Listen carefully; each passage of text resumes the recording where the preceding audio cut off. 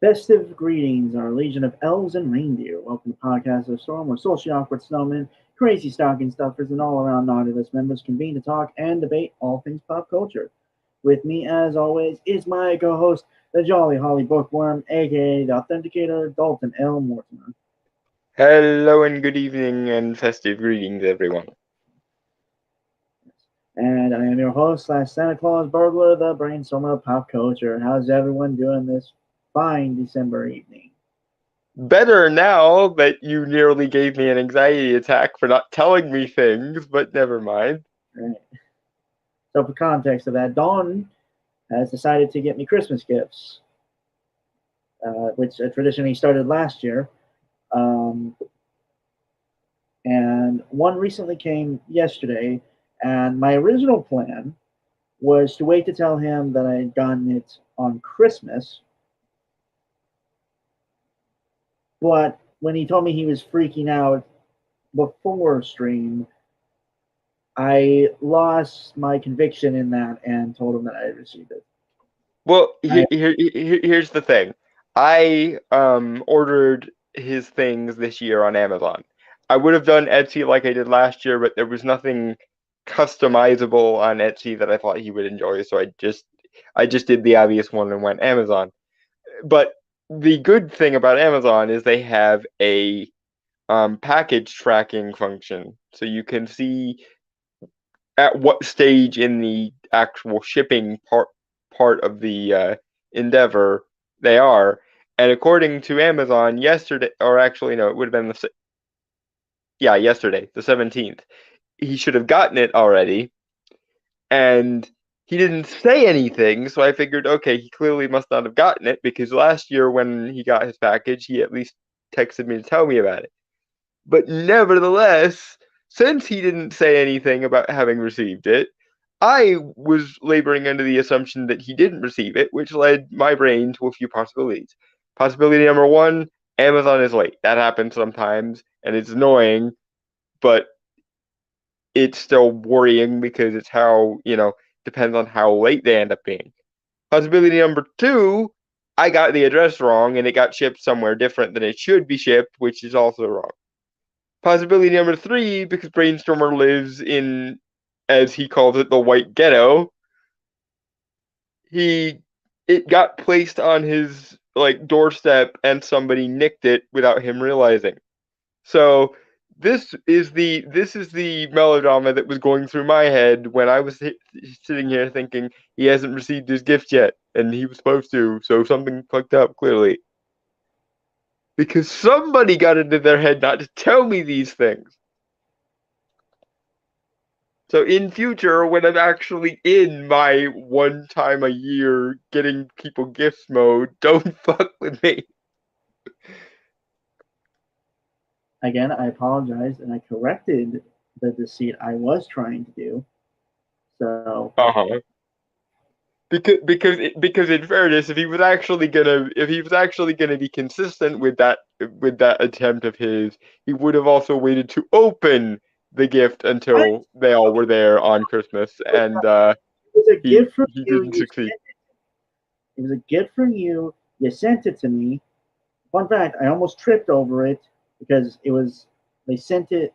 It got to my house when the sun was set, so it was dark in my interior front porch, Mhm. and just curiosity got the better of me. Okay, Uh-huh.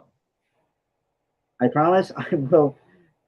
But when the other stuff arrives, because he has told me he has gotten other stuff for me, I will wait and I will let you know that I received them. Okay, Uh-huh. I give you my word, and if anyone here knows me, my word is my bond. Uh-huh. To be fair though, folks, the fact that he did almost trip over it did make me laugh a little bit. So that did take off a little bit of the annoyance. Anyway, on to the nightly ritual of burning stupidity in a bonfire. Okay, so this is from Bleeding Cool. Been a very long time since we covered anything from those guys. How and cool. You are the death of geek-related intelligence. Granted, this is a 2 year old article, so though I do think it's kind of timeless in its stupidity. Uh-huh. Christmas is problematic. Should it be canceled by snowflakes?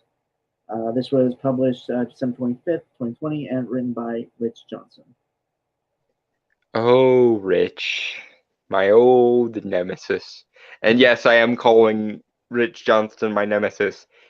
He claimed that 90s Vertigo was SJW. Um, And I lost my shit. Also, hello, Dragon Troll. Yeah, I saw your comments. I just, yeah, it says that it would have even made it to the porch in this hypothetical. There are modern train highs for these packages, and like everything else in this dystopia, it's terrible yet boring. Hmm? That's what Dragon Troll said in the comments. Also, here's my gift. It is a new cast. No need to thank me. Okay, to be fair, I didn't exactly trip per se, but more so stumbled because also the context of why I was out there kind of at like I don't know, was it 7 p.m. Hmm. I was helping my grandfather put the tree up, like the Christmas tree, and I wanted to look outside, like on the front porch, because it's right near the window, and we have like, uh, it's flashy. It's kind of like the flashing light deal tree. If anyone Hmm. knows what I'm talking about. And I wanted to see how it looked like from the outside, and yeah, that's where like I kind of discovered the box was there. Like I kind of like stumbled on it. Hmm. Yeah, so. Also, fun fact: I got one of my Christmas gifts from my family already, which is something that Corrupt and Dalton pestered me on a podcast, I believe, like 2 weeks ago. Yes, we spent 20 minutes convincing him to ask for a filing cabinet so he could actually effectively store his comics. And he Yeah, apparently got it. which took me about 2 hours. Well, no, about an hour actually. Not 2. I'm hyperbolizing there. About an hour to sort through it all the comics I had in one single file, and put in the filing cabinet. Hmm. But you were right. I am on volume 4. Although I am missing volume 2 because I actually read that from the library a while back. So Ah, so you're missing uh Doll's House. I believe so. Yeah, I did read it Okay. though. Just I don't have it in my collection.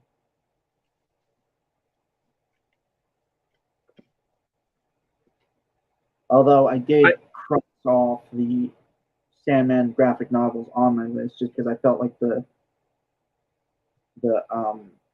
I could wait to get those later. Everything else was kind of a little more important, specifically like the filing cabinet. So, although granted, he got it used. Yeah, but to be fair, corrupt and I repeatedly said that it was a very reasonable thing for you to ask for, and it turned out to be. So, yeah. Yeah, I only got half of one and a half filing cabinets filled. You mean the drawers, respectively? Yeah, 1.5 drawers filled. I was gonna say because I didn't think you got multiple filing cabinets, although No, that would. Dude, like I'm gonna take a picture of this and show it to you guys like sometime later. But goddamn, it is huge. Like literally a corner of my room I cannot access anymore because it's just sitting there now. And now you have incentive to fill it with more comics. It's fucking hell. Anyway, so yeah, this is. I'm your friend. It's my job to see you indulge yourself when you forget to because of your perfectly functional moral compass having humble ways. Anyway, so yeah, I want to get through this thing because honestly, you know what, it is December. It is Christmas time. We should be more happy. All right, so yeah, Christmas problematic should it be canceled by snowflakes? Again, this was posted 2 years ago by Rich Johnson on actual Christmas. What the fuck? Yep. Rich, truly, and I mean this, go fuck yourself, sir. It takes a special kind of person to ruin something from my childhood, which you already done with Sandman, but it takes a whole other category of awful person to want to write this kind of article on Christmas Day. Surely this should be enough justification to give you the goddamn Dickens four ghosts. Well, okay, 1 ghost and 3 spirits treatment. And honestly, now I know what I'm gonna spend next Christmas Eve doing. Not this coming Christmas Eve, but next. I need a year to get spell ingredients around. But I'm cursing Rich Johnston with the Dickens routine. That's a perfectly valid use of my time. I disagree, Dragon Turtle. Very much so. Maybe that's because I'm the optimist in this whole thing. Okay, no, positivity is not for the weak, but some people, a la Brainstormer, positive themselves into self-destruction, and therefore their friends need to remind them to overindulge occasionally, because it's healthy. Anyway, we have held off, and I really don't want to cover this. Like, obviously, we've covered something similar to this like last 2 weeks, but yeah, it's Rich Johnston though, so we have to soldier on because I am the ghost of logical mistakes, both past, present, and future. Right. And I'm here to haunt your ass, Rich Johnston. I have come for you. Shall we? Yes. All right. Christmas, as celebrated in the Western world, is an event of commerce and excess. It favors the rich and puts an unbelievable amount of pressure on the poor to meet the most meager of societal expectations, putting many families into debt, while even the lucky can find societal pressure too much to cope with and leads to a spike in suicide and self-harm. Okay, for one thing, I want the fucking examples of this because this is conjecture until you can back that up.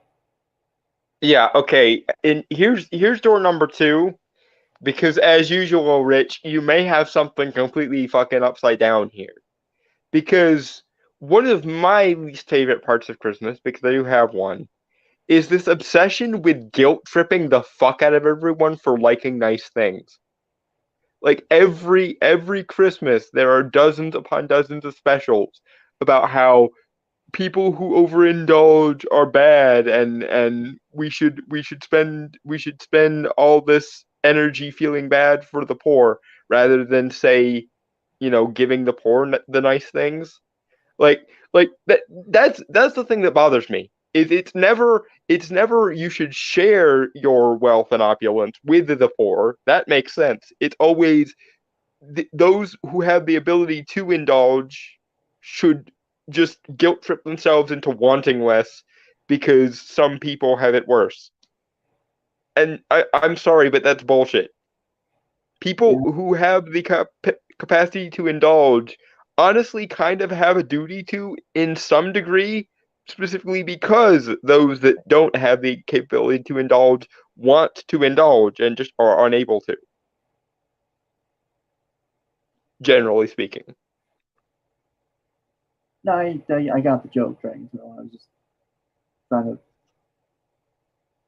add to it, I guess. But yeah, in general, Rich, no, you're directly wrong.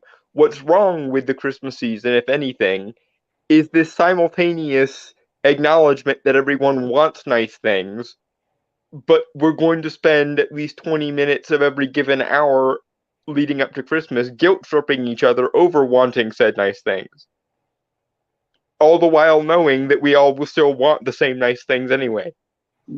It's an exercise in self-loathing, and I don't think it's particularly healthy because those without the resources to indulge should be given the resources to indulge, and those with the resources to indulge should be expected to, in some degree, share those resources. Sure, but they shouldn't be guilt tripped for acting on the ability to indulge. Indulgence and celebration are sort of synonymous, don't you know? Anyway, yeah. Yep, moving on.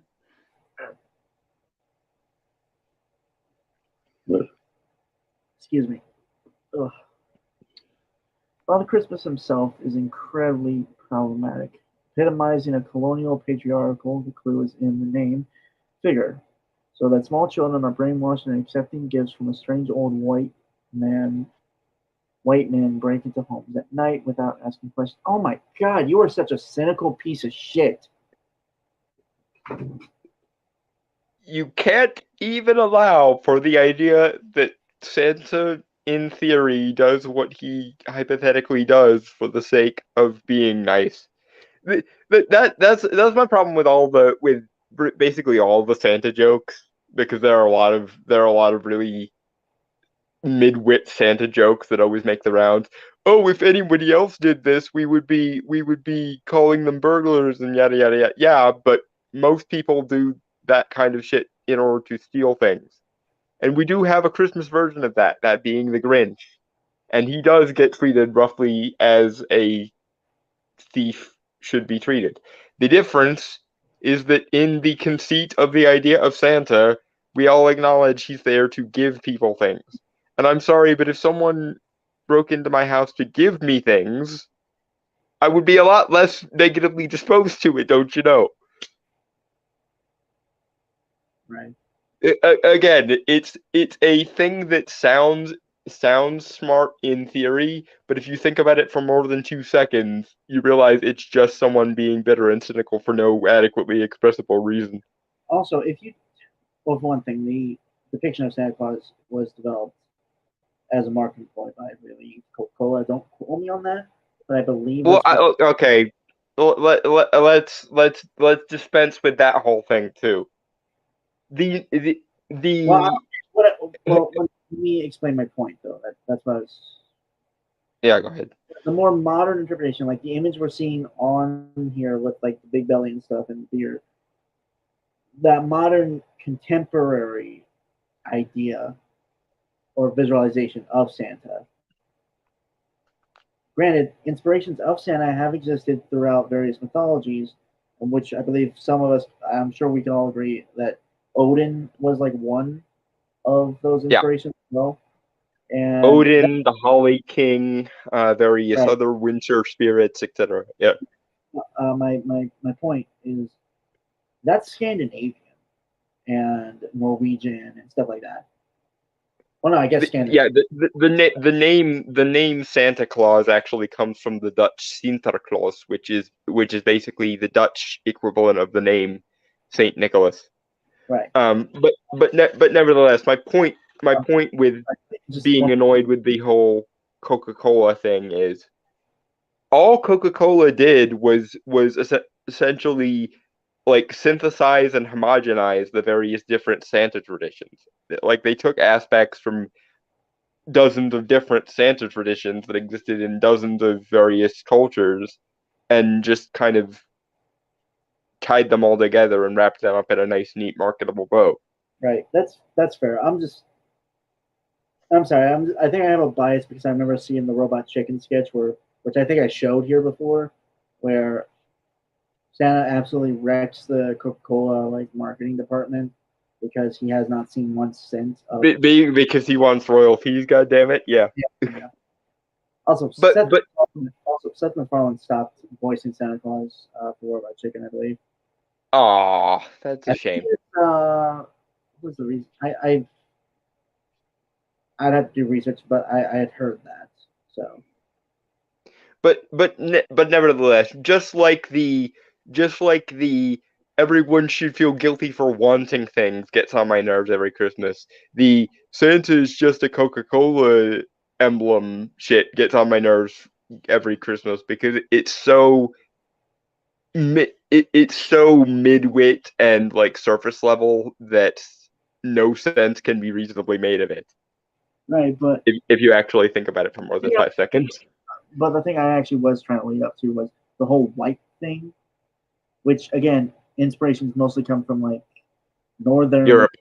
yeah, Northern Europe and Scandinavia and stuff. And I mean, if you look at history, those guys were kind of fucking white. Yeah, Holland, Germany, uh, the Scandinavian countries, the Slavic countries, they're they're they're ethnicities that arose in places where like 70% of the year it's constantly snowing. So of course they're not going to have melanated skin. If we're going by like evolutionary rules, melanated skin is there to prevent an overdose of sun exposure. You don't need to have that much melanin in your skin in European countries, especially northern European countries, because sun exposure is not a problem in those countries. If anything, honestly, people in those countries should be a little bit hairier because it's fucking cold, and in general, most of them are. Which explains the big beard for Santa. Well, that and also his age. He is like supposed to be several hundred years old, and so on and so forth. Yeah. And of course, with all of the various Odin and like Winter Fae Yeah, maybe influences. maybe I should stop trying to be funny. It never works. Anyway, I don't really think I have anything else to really. Yeah, moving forward. Da, da, da, da, da, da, da. Santa Claus has been race bent from the original Middle Eastern Saint Nicholas of Turkey. One of the actual man's most celebrated tasks, which has somehow been twisted into current versions of events, is that he is said to have rescued 3 girls from being forced into prostitution by dropping a sack of gold coins through the window of their house each night for 3 nights so their father could pay a dowry for each of them. The Turks of the like 16th century were not as ethnically Middle Eastern as the modern day Turks are. Oh yeah, Soccer Gaming. Let me make that perfectly clear because that was again, it's another one of those pseudo intellectual tautology things that sound smart upon first reading, and if you think about them for more than 5 seconds, you can immediately poke holes. Namely, the Turks of the 16th century were not as ethnically Middle Eastern as the modern day Turks are because there was a bunch of invasion and migration in between here and there, which is why Nicholas of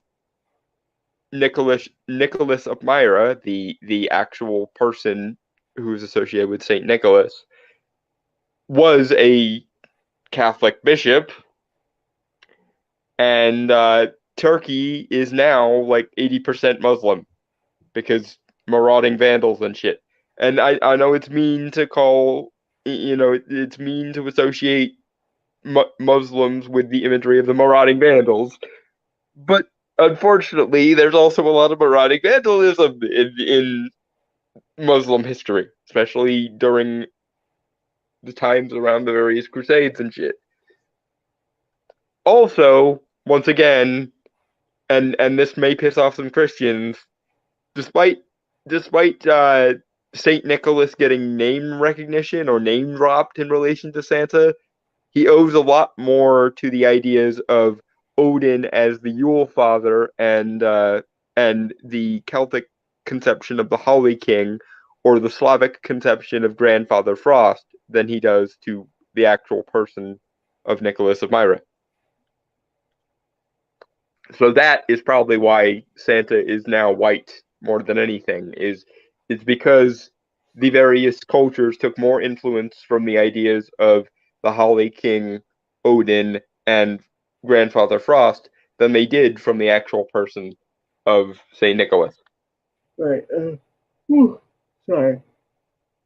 I have not been sleeping well. Again, hello, Asartan Gaming. Good to see you. And the Turks of the 16th century are more European than Middle Eastern. Yep. Yes, they were. Hence my points, and why the fuck they needed to. And again, we all know the associations with things like Odin. So why are you expecting the modern Santa Claus to be a 1-to-1 for Nicholas of Myra? Right. Anyway, moving on. Yep. Could there be a more patriarchal state of events than he is now transformed into Father Christmas, coming down the chimney with goodies? And could a later tale about him resurrecting 3 children who had been murdered and pickled and brined by a butcher trying to sell them as pork during famine have led to the current Christmas obsession with pigs and blankets? What the fuck? You are reaching so very far that I can't even begin to do anything but laugh at you. Okay, I know it's been a while, but this first fucking paragraph honestly makes a Mary Sue article, which I know we haven't covered in a very long time, seem intelligent. Yes, I mean, again, as up her own ideology as Rachel Leishman might be, Rich Johnston is worse than almost anyone.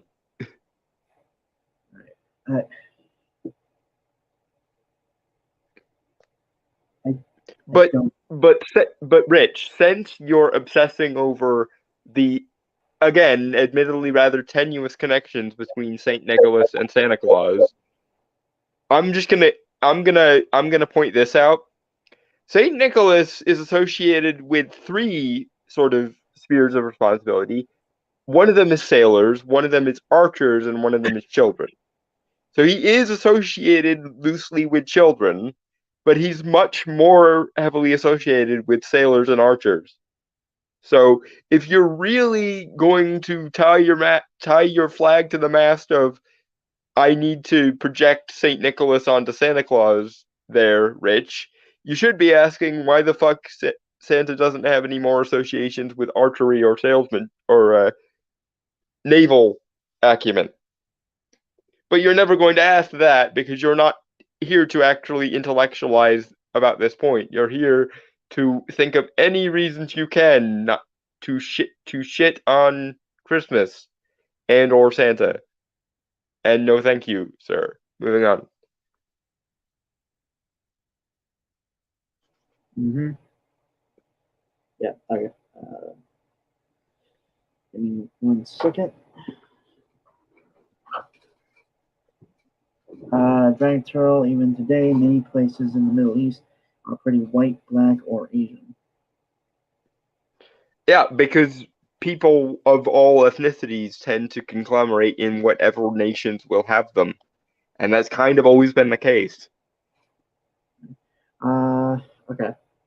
Moving forward, the modern day Santa is less of a kindly religious miracle worker or coin giver, remade into the overseer of some 19th century image of the industrial workhouse filled with workers chosen for their diminutive, diminutive height, working ceaselessly,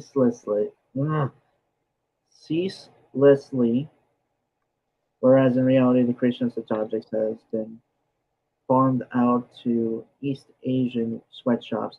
Neither the fiction nor the fact is particularly palpable. Oh my god. Okay, I'm gonna have to like go point by point with this because that was one of the most evilly stupid things I think I've ever heard. And that's saying quite a lot of things. One, you Rich Johnston, consummate atheist and SJW, are bitching that Santa as a concept is not religious enough. Are you really? Or are you just going, wah, capitalism corrupted my things? But Survey but says I'm putting quite a lot of money on the second option there. But Rich. Normally the SJW types are the people who bring this up, but since y'all seem to have forgotten the one true thing you were building your case on, I'm gonna do it myself. Santa is older. Like the concept of the entity who can broadly be referred to as Santa is older than Christianity, let alone Nicholas of Myra. So, like, the reason why Santa is no longer a religious figure is down to the fact that various different religions have different versions of him, i.e., again, probably the oldest and most noteworthy is Odin or Woden's position as the Yule Meister or the Yule Father in Norse mythology, and then of course you've got the Celtic Holly King or the Slavic character of Grandfather Frost, and also arguably partially Gwen but that's neither here nor there. My point is the reason is because all of these various ideas have coexisted throughout time and have borrowed bits and pieces from one another, and it's also gone through a secularity filter because secularism and pluralism, while not the same thing, are very compatible with one another. And um once something is multicultural enough to exist in a pluralistic way, it's very easy for secular institutions to adopt. And yes, Coca-Cola helped with the secularization of it. But again, to reiterate, all they did was take bits and pieces of the various other traditions surrounding the idea of Santa and like homogenize and standardize them, which honestly kind of did the world a favor. Secondly, are you honestly going to sit here and tell me that the elves are enslaved to Santa? Is that what you're doing? Are you actually starting a communist, like a Marxian reading of the imagery of Santa's elves making toys for him? Because if you're going to do that, I must say, no, it's very obvious that Santa's elves are not in the strictest sense elves as we would now have it in the sense of like the high she. They're very obviously supposed to be brownies, similar to the story of the elves and the shoemaker in Grimm Brothers folklore, i.e., diminutive house spirits of the kind that you see in the Hinselman, in the Divani, in the Brownie, in the Hob, etc. And the reason they're doing it, the reason they're making those toys, is because brownies, for whatever reason, really, really like humans, and they really, really like doing menial sort of craft, sort of household job work sort of things.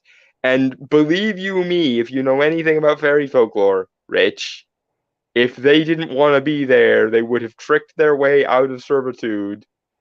And again, I'm well aware we're talking about something fictional, but it has a basis in various different world mythologies and folklores and shit. But if Santa's elves, assuming they existed, didn't want to be there, they would have tricked their way out of servitude many, many, many times over. Okay. So Zotas Gaming says some things. One that's the first one surprised me, which is even then the anime community has turned Santa into a hot Asian girl, and the weebs love it. I did not know that. Granted, I'm not big into. They magical girlize everything. Yeah, obviously. My money would have been on the JoJo's Bizarre Adventure style buff Santa, but you know, I guess the magical genre sure, got there first. I'm sure it's out there. Yeah, I'm sure they both exist, but I'm more surprised there aren't more, to make a Dresden Files reference, Kringles in the anime community. They are supposed to be small house spirits. They like humans and doing craft work. If they didn't want to be there, they would have gone out of servitude. Yes, that's the long and the short of the incredibly stupid, like again, Marxist reading of Santa's elves. Anyway, moving on. Mm-hmm. A system of rewards is imposed for compliance and acquiescence with the status quo, for being a good girl or good boy, and are then left in your stockings.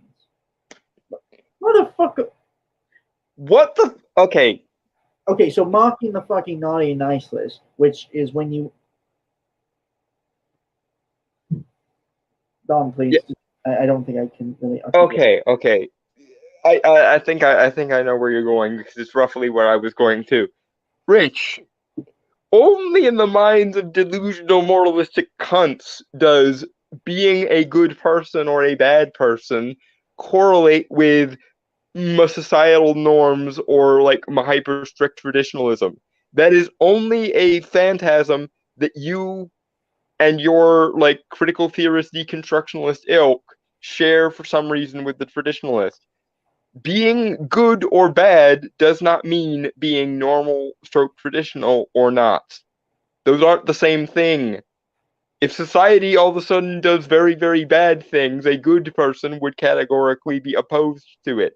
If society is doing good things, then yes, a good person might hypothetically be okay with that society, but not because of its norms or its traditions, because whatever that society happened to be doing would be good or not in the case of it being a bad. Like, I don't know where people got this idea that like morality is only to be observed within like societal conventions or societal norms. Because if that were the case, there would never be any such thing as the morally justified rebel. And given that we're sitting here in freaking America, Rich, I'm gonna have to object to that supposition. Because like the whole American Revolution was predicated on the fact of the British Empire is fucking being immoral, and we are going to rebel so as to do the right thing, i.e., the thing that would be consistent with our moral sensibilities, our logical sensibilities, and our consciences. You also, assuming that morality is in some way tied to like societal norms or traditionalism or whatever, completely negates the possibility of someone being individualistically good, i.e., someone being good in absence of like societal like it's as though the idea of a wise old hermit has completely erased from people's overall memories. Like Socrates was an individual who was heavily opposed to his society and its overly authoritarian normative ways. Socrates was the standard for morality, at least in secular circles, for thousands of years. Same thing with, and hell, okay. I realize this thing, and it's gonna give me a brain aneurysm if I don't talk about it. Jesus was a singular individual standing out from the crowd, i.e., standing outside of societal norms when he was doing his thing. Like, that's a key feature of, like, the Christian mythos, for lack of a better word. Individuals standing apart from the society not only can be good in absence of social pressure, because, morality doesn't change when you scale it down to a single individual, but also our greatest like moral and philosophical innovators over the centuries have been exactly that, a single individual going, the society I'm currently existing in is fucked beyond all reason, but I'm not going to blindly insist that it must be moral because everyone else is doing it. What the fuck, Rich? And also, what the fuck, traditionalists who would actually agree with him on some level that morality is somehow tied to like norms and traditions and shit. Moving on. Right. Okay. Giant turtle, but my moral relativism in airports, obviously. And these people are collectivists. They view people being antisocial, independent, and individual as immoral. Philosophy of the fucking ant people. I swear to. But the funny thing is, for all of like the uber traditionalist bluster about being the actualized individual, being the like Randy and Superman and shit, they do the same shit. They insist that like morality can't exist separate from society. Like there's never been a single human being who has, by their own reasoning, come to the conclusion of what morality should be or not. Like again, it's as despite often being very, very devoted to the Jesus and being very obsessive over the Jesus. And again, I realize that there are Christians in the chat and everything, and I'm not trying to be belittling of Christianity, but it's fascinating to me that that a lot of really fundamentalist Bible thumping Christians like will worship literally the ground that Jesus walked on, and yet they will still simultaneously also go, morality only exists and is relevant in societal and normative structures, derp, even though their religion was founded by someone who was rebelling against the late Roman Empire stroke like the Jewish religion. God damn it. Right. Oh. Parents are complicit in this lie and maintaining the lie down the generations. No wonder people grow up believing in conspiracy theories. Oh my god. Kiwi. We can't ever let people indulge in the idea that the world might contain more than just like basic realism or basic like matter. Otherwise, they might become so creative that they can convince themselves of conspiracy theories. That is the position that is now being advanced. We went from one inarguably stupid thing to another entirely inarguably stupid thing. God damn it. That wasn't the end of the sentence. Oh, God. Canon, I guess? Or QAnon. whatever, it's stupid. It's a group from fucking 4chan, and much like Gamergate, it causes any establishment journalist to shit themselves. Okay, I don't really care. QAnon or anti-vaxxers when they begin their life learning about Santa Claus. My God, you are such a cynical bastard. Most people in the West grow up believing in some strain or other of Santa Claus, my friends. To be fair, given everything I know, just by association with Dalton and things I've learned, I have no doubt that there is at least some entity that serves the purpose of what we believe Santa Claus does. Yeah, it's probably like it essentially is in librarians, and honestly, it wouldn't surprise me if Odin had something to do with it, or that the Holly King had something to do with it, because it strikes me as the kind of thing that they would do. Because let's face it, both of those entities are rather famous for doing the thing of, oh, people are venerating me in a new and distinct way now. Time to adopt a new name and a new identity, because that's that's one of the reasons why One Eye just constantly is accruing more and more power and influence. And good for him, as far as I'm concerned. He seems like a fairly stand-up deity. I wouldn't have much to do with him because, okay, no, I rephrase that. I don't want much to do with Odin because Odin is his like Viking warrior god guys, and I'm not a warrior, so that's not really my thing. The Dagda, on the other hand, his Celtic version, I have no problem with. And insofar as I am technically, loosely, a vassal of the Winter Court, I have no doubt that there is some winter entity that is responsible for at least the broad strokes feeling of Santa Claus. So that wouldn't surprise me. Anyway, Yeah, moving on. basically, we shouldn't leave it to Boris. We should all choose to cancel Christmas this year. Oh my god, fuck you. No. No, Rich, no. And you again, I nominate Rich Johnston to get the fucking Dickensian Christmas ghost treatment. Because this needs to be a thing now. Like, I rarely consider cursing people because most of the time it's not worth the effort, but this kind of just sheer ideologically sanctioned misanthropy deserves the Christmas ghost treatment. Right, okay. Or maybe we should be allowed to criticize certain aspects of society, of culture, even seek to change them if possible, or provide incentives to those who can without being car, car, car, caricatured. The fuck is that word? I don't know. Spell Hold it. on. I'm looking it up real quick, and it's not done. Just give me a second. Okay. How the fuck do they always use these words that just make themselves sound smarter? Because they literally can't understand that anyone thinks differently from them.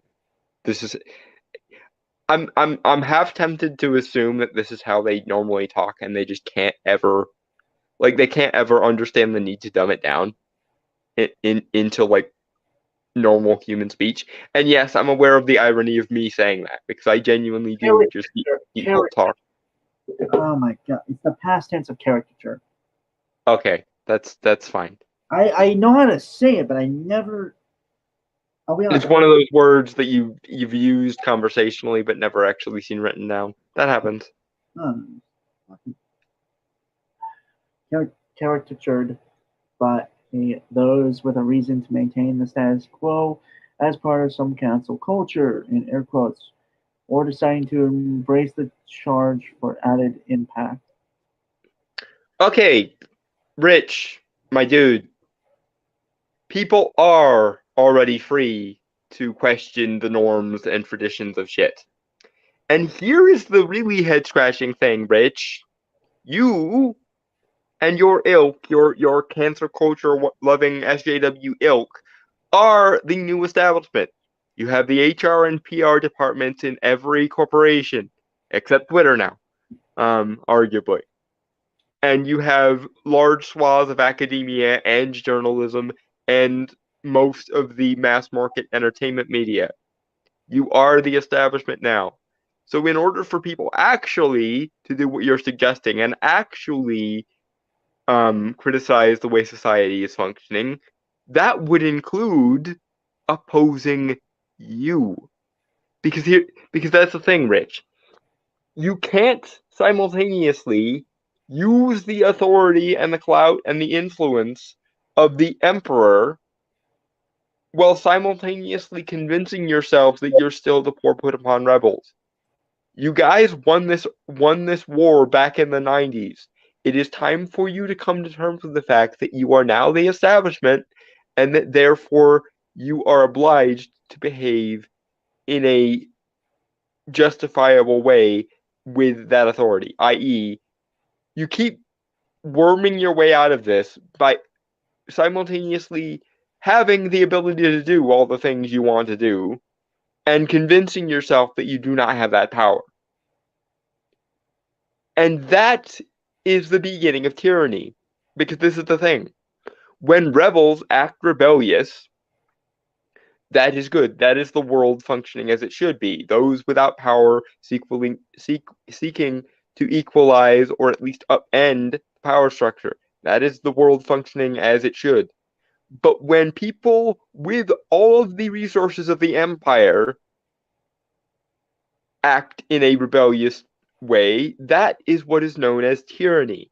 I.e., when Gandhi acts like a freedom fighter, that is healthy. When the British Empire acts in the same way, that is tyranny. You see how that works? Which means that those with the power have to at all times be at least made aware that they have the power so that they don't act like tyrannical fuckwits. And that's how you people get away with this so much.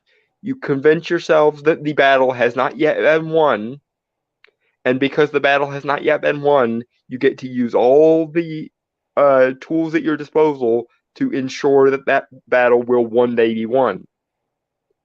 And that's admirable on paper, but if in the cold light of reality you've already won the war, using the weapons of war on your own people is very much a humanitarian travesty.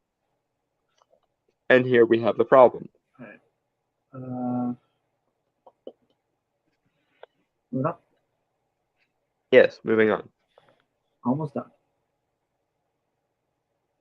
Want to point out that the bathwater is a little murky without it being seen as some demand for the bathwater. Baby and rubber duck to be immediately defenestrated.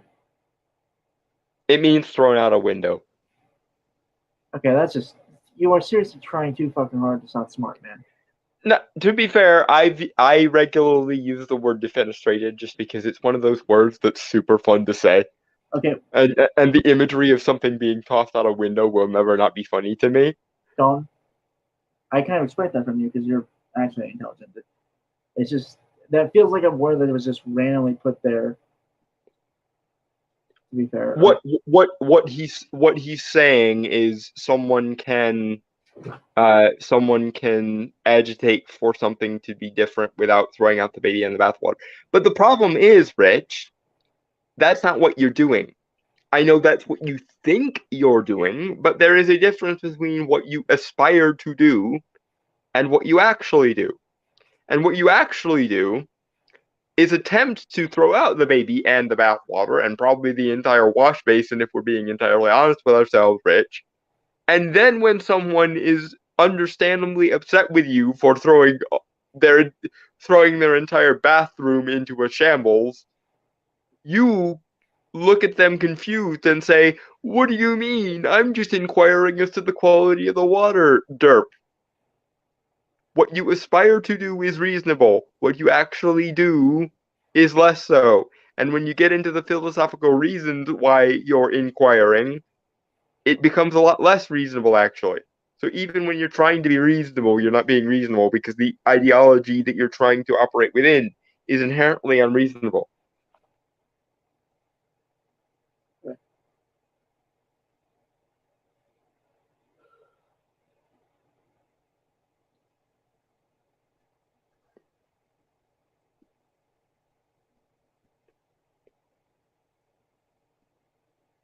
I know you're being sarcastic, Dragon Turtle, but yes, that is what they actually think.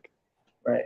They will never accept that they've won because they at least have an onboard understanding of the idea that those who win have to use their power reasonably. And the longer it takes for them to realize that they've won, the more carte blanche they give themselves to use their power unreasonably. Okay, so we have 2 sentences left. Oh my god. Well, 3 actually, but that might be the greatest Christmas present of all. So yes, it's also fun to watch Love Actually while you're at it. Ho ho ho, as Father Christmas definitely didn't say to those 3 girls in the original story. Shut the fuck up, Rich. Again, Nicholas of Myra has very little to do with Santa Claus. In my opinion, that's probably a good thing because if you actually look into the lore of the figure of Saint Nicholas, as in Nicholas of Myra, it's very, very fucked up by modern standards. And also, again, Santa is more heavily the actual Saint Nicholas was more heavily associated with archery and sailing than he was with children, even though he was also associated with children. So it's probably good that the figure we're actually venerating, if we're venerating any at all, is some combination of the Celtic Holly King and One Eye.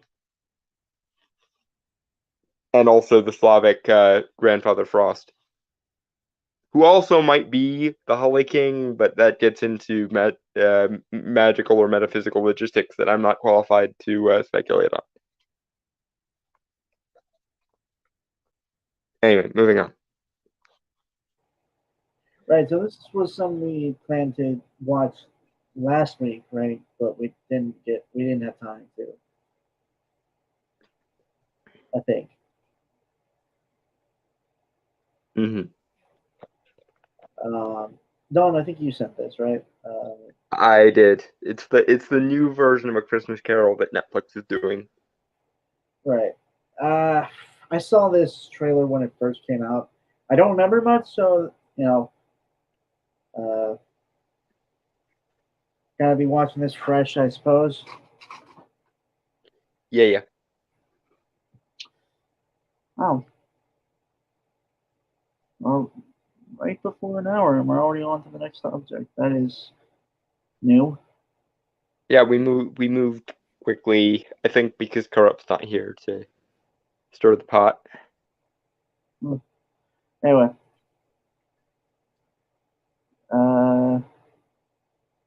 What was it? I always forget what we do for December. Candy canes. Candy canes. Oh, Christmas Eve in London. Who in the world could resist it?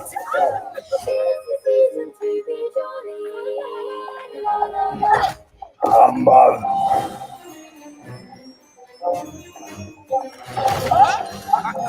The cost of that ink will be deducted from your pay. Okay, so I have a few. I don't want to say gripes, but hello, Jonah Arts. Hey, Jonah. We don't serve spicy chicken. I can't stand spicy chicken. Every time I eat it, it burns so much. Granted, I have been told I should have probably eaten the spiced chicken sandwich first before my regular chicken sandwich. I'm talking about Chick-fil-A because I've gone there. I go there sometimes. And I still have no point of reference for Chick-fil-A, even though I love basically all the other forms of chicken that is fried. That reminds me, we're gonna have to figure out Christmas dinner stuff soon. Uh-huh. Yeah. So yeah, first thing, a couple things I have about this. The distinct art style of it, right? Mm-hmm. It feels a bit generic, just like because I've seen it like in other animated stuff before in recent years, like how the stuff like kind of the bulbous noses and stuff and the bigger. Though I will say it looks better than the motion capture Disney one with Jim Carrey. I think, well, obviously, I think it's just because like the differences and like they're trying to do photorealism for that one, and this one is obviously being more animated, more just cartoony, I suppose. Mm-hmm. I get your point. Also, maybe budgetary thing. I'm not saying it's bad. I'm just it looks very much like a direct to video, or I guess in this case direct to streaming movie, which I suppose it is. So yeah, it's not entirely bad. It's just like compared to the other Christmas movie that Netflix released, which was Klaus, which I actually saw recently. Well, not recently. Oh God, Klaus was amazing. Yeah, I think I was just kind of expecting a little more style. Well, I mean, something to keep in mind, Netflix is primarily just a distributor, so like the people behind things will matter. Yeah, okay, that's completely fair. which is why Guillermo del Toro's Pinocchio looks so freaking amazing. Right. This is Guillermo del Toro. See, there is this weird thing where it does like some of it looks a little bit like the trying to do stop motion a bit in the animation. I realize it's CG, but I mean, they're probably just trying to make it seem as Christmassy as possible, and a lot of people Right. have memories of the Rankin Bass stop motiony sort of Christmas specials. right. Okay. Anyway, anything to add on? I mean, it's only been a few seconds, so I can't really make judgments of it yet. That's fair. Yeah, anyway. but I mean, you have to work extra hard to fuck up an adaptation of A Christmas Carol because it's one of those stories that everyone knows, and there's been 50 freaking adaptations of. So you'd have to do something remarkably stupid to screw it up. Granted, other versions have. Like, I have to mention that the FX Christmas Carol from a couple of years ago, it is bonkers, and it is like this really dark, like horror almost version of A Christmas Carol, but it really deviates heavily from the original story, and it makes me annoyed. So like, it is possible to screw up A Christmas Carol, but you have to actually work at it. And I can't even be mad at the FX version because it at least was trying something interesting. I will, however, continue to be mad about the Disney Robert Zemeckis Jim Carrey motion capture one, because that one for some reason wanted to turn A Christmas Carol into like an action movie, and I still for the life of me do not understand why. Anyway, Candy Canes. Yeah, one second. Let me get to the tab.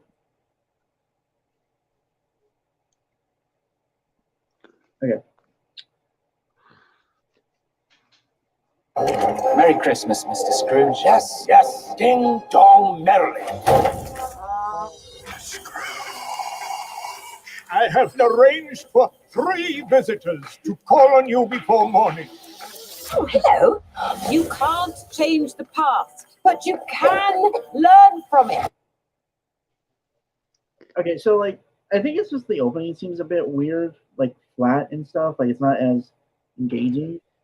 Mhm. Although granted, that could be a choice for like the separation of this, like with how the spirits look and stuff, because it looks like it's getting more colorful and things like that. Yeah, like the money shots look more distinctive, but the normal like human world stuff doesn't, which makes sense. Yeah, I'm fine with. So I'm willing to retract my previous statements. I do have a minor issue with the dialogue, and I realize they're trying to like modernize it and make it semi-funny and stuff, but the whole "you can't change the past, only learn from it" thing is a lot less elegant and precise than "these are the shadows of things that have been," because it almost sounds like Christmas Past is telling him, like, she's making a moral statement rather than a factual statement here, which I don't like. I Okay. don't like the idea that Scrooge actually could change the past like it's a freaking time travel movie, because Christmas Carol is not about time travel. It's essentially about the spirit showing him things in, like, to use a semi-technical term, like the astral plane, i.e. these are simulacra of things. They're not the actual things.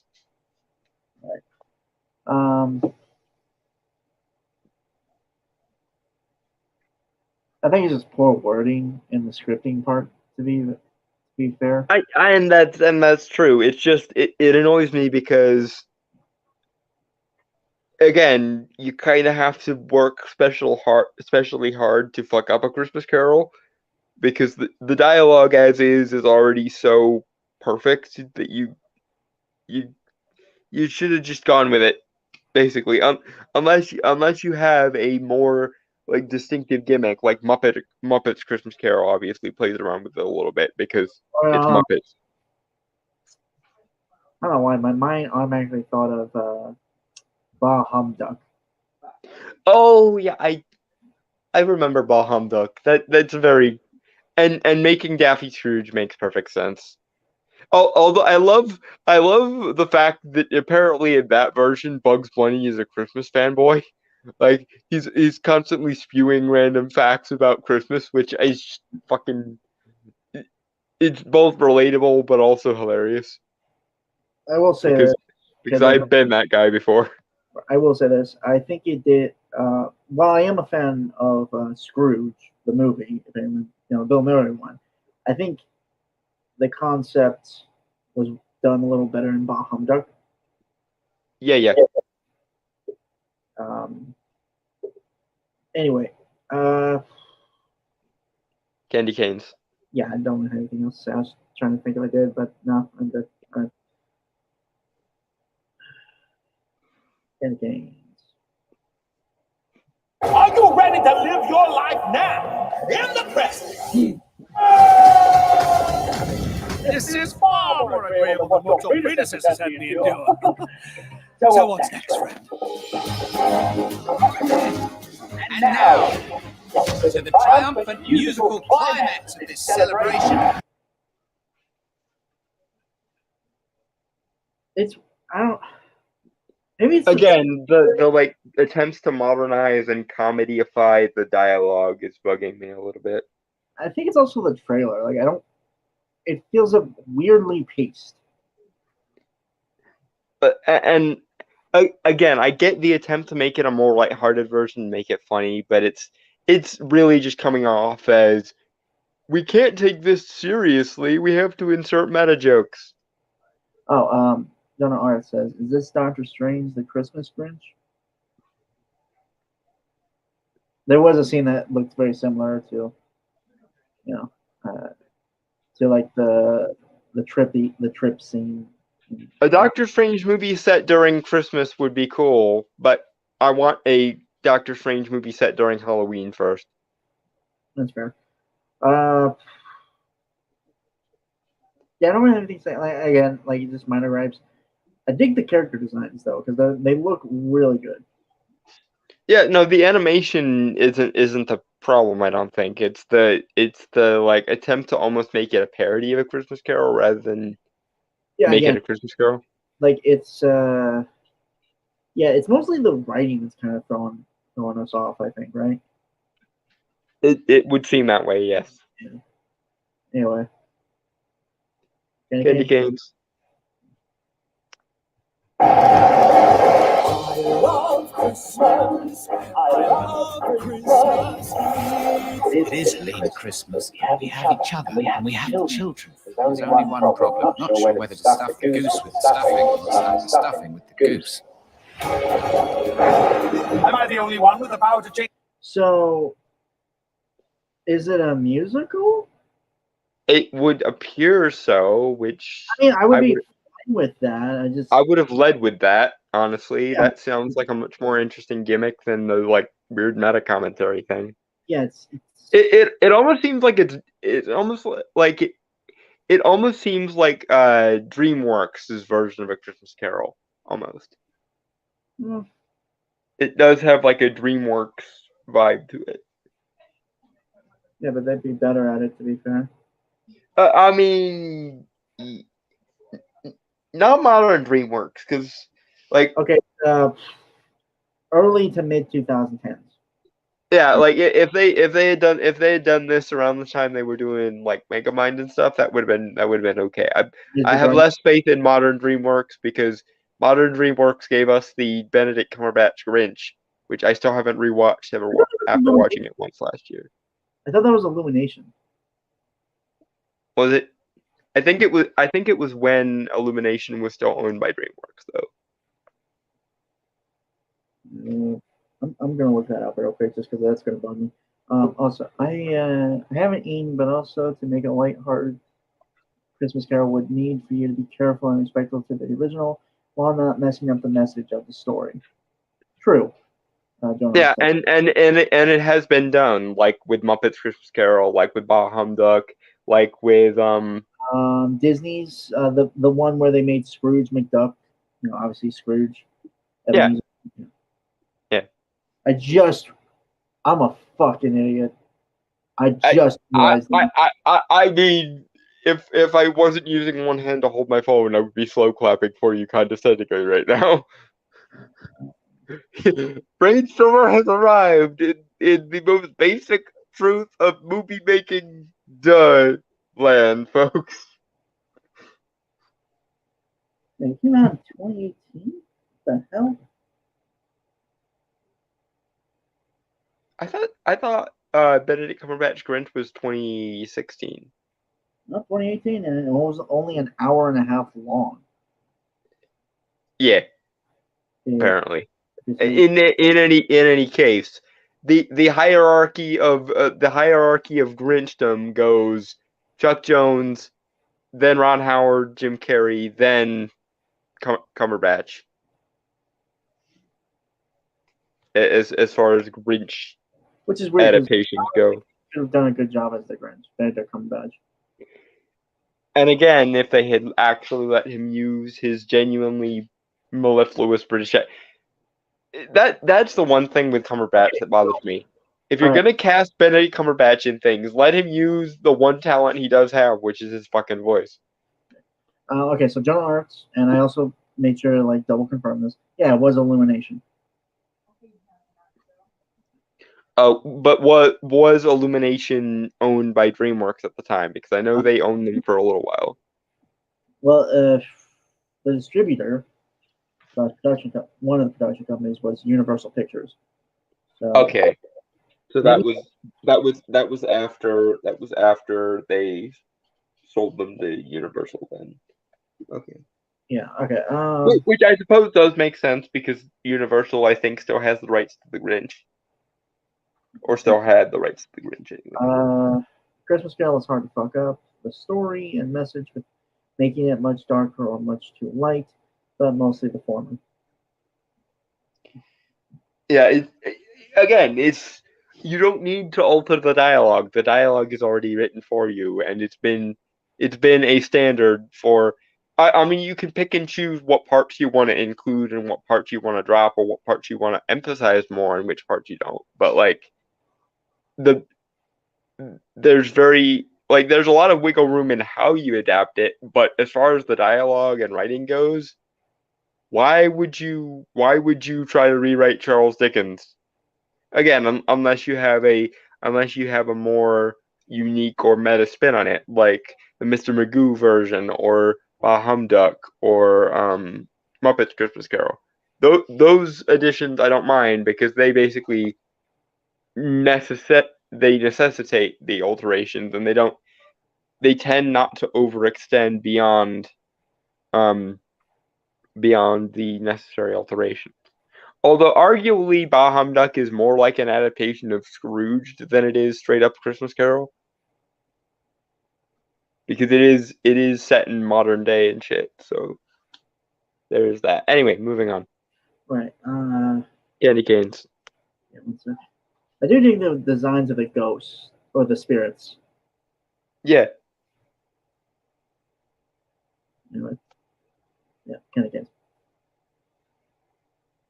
Change my life to change the lives of others?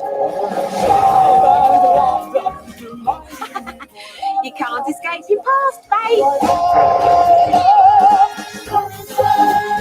Oh, look away.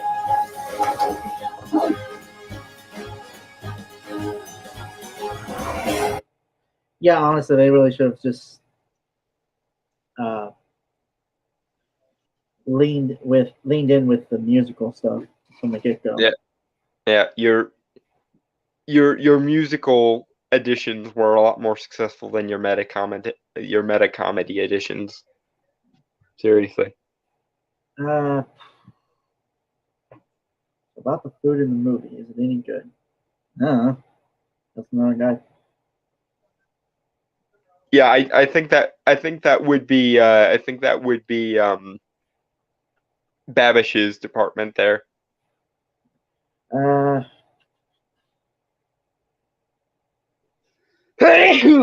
bless you. Ah. If I get sick on Christmas, I'm going to be very annoyed. And I'll laugh my ass off. I know you will. I know you will. Uh, yeah, it's weird. I don't know how to feel that. Like, I'm not, like, it doesn't really, I'm not jumping to see it like I was with, like, Pinocchio, or, but I'm also not, like, super disappointed at all. Like, it's just, Like, I, this is the very definition of a it's there movie. Like, yeah, it's there. I'll probably watch it. It'll probably be fine. But I have no particular love lost for it at all. yeah, it's weird. It's weird to me. Like, I don't, anyway, there's like 10 more seconds, so. Candy canes. Candy canes. None of this can be real. Here, did that feel real? I will say I kind of like, although wasn't it the ghost, the spirit of Christmas present, like, and in Scrooge, which is like one of my favorite relationships from that movie, where the ghost of the present was basically wailing on, like, she and Murray were fighting. Christmas present is usually the one that gives him the most grief, at least vocally. Right. But I see what they were trying to do with past, at least, because I can't, to be honest, say what you want about Scrooge. The I liked the relationships, like the dynamics between the spirits and Bill Murray's character. At least they were interesting. Yeah. But yeah, I don't really have anything to say. Okay, so it can be interesting. Just hold opinion after viewing it at least twice. Initial reaction, and then the on from sitting on, then the one from sitting on it. That's fair. I think the trailer itself, I think, didn't really sell us. Is the thing. At the very least, we can confirm that the trailer is bad. We can't really say about the movie, but we can confirm that whatever the movie's quality might be, they're not advertising it well.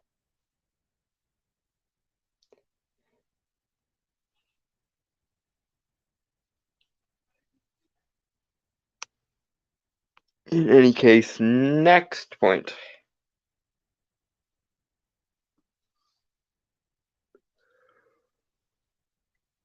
Um.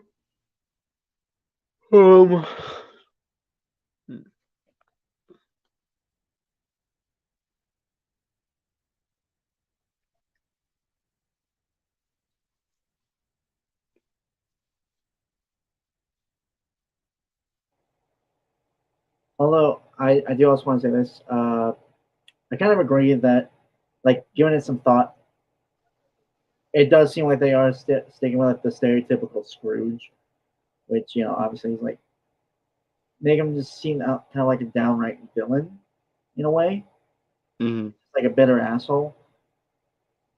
And Mhm. I kind of agree with you because I remember watching that the one Christmas special you had last week on your list, the Christmas Carol one from 19. The 1984 one. Yeah, and I kind of wish they would do that more. Like, while he doesn't like Christmas, he's not like a bad person per se. Well, it's that he's still recognizable as a person. Like, he still Yeah, has a personality, and instead of literally just being a husk of like misanthropy. yeah. Anyway, I wish Corrupt was here because this one I would love to see his opinion on. Oh God. It's a Christmas horror film. Christmas, Bloody Christmas. We need a little Christmas.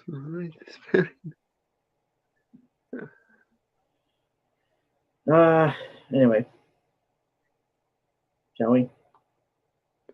Candy canes. Yeah, okay. The U.S. Defense Department has spent over $1 trillion on the most cutting-edge robot technology, introducing RoboSanta Plus for the upcoming holiday season. What are you gonna do this fine Christmas Eve?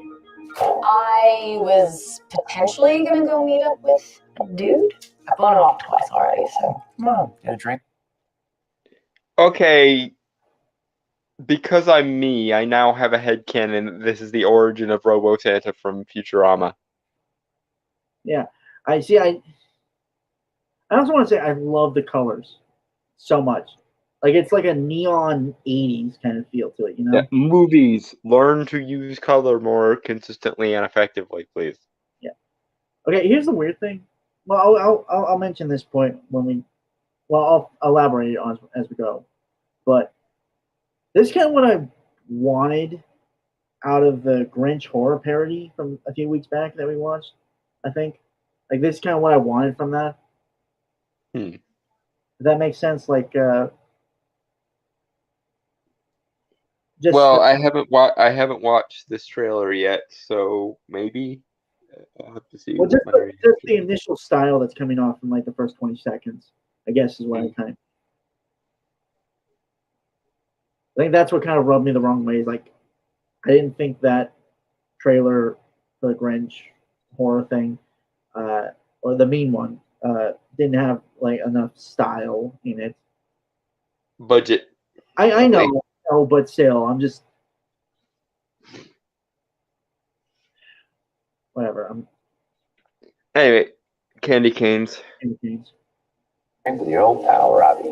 What's up with you two? Just grab me a drink. I talk her out of some Tinder trash. You didn't talk me out of anything. Check Christmas! Humbug. Ho, ho, ho! Merry Christmas! New animatronic state-of-the-art Santa Claus featured at our own TW Bunkers is now the subject of international recall. Again, did you guys learn nothing from Futurama? Do not try to robotize Santa. This will never end well. Ever. Well, the mean one isn't a Hollywood film. It's an independent thing, right? Yeah, it's basically a fan parody. Yeah. So I'm a little lenient on it. It's just I've seen fan films with a lot more effort put into it, so I think I'm just expecting a bit too much. And again, I think they were going for like a B movie style aesthetic, like a direct to video from the '90s sort of horror movie version. Okay, that's fair. Again, maybe it's just me. I don't know. Just something about it. I can't exactly explain it myself. Just something about it doesn't like. Just something about it doesn't really click with me. Fair enough. Anyway, candy canes. Okay.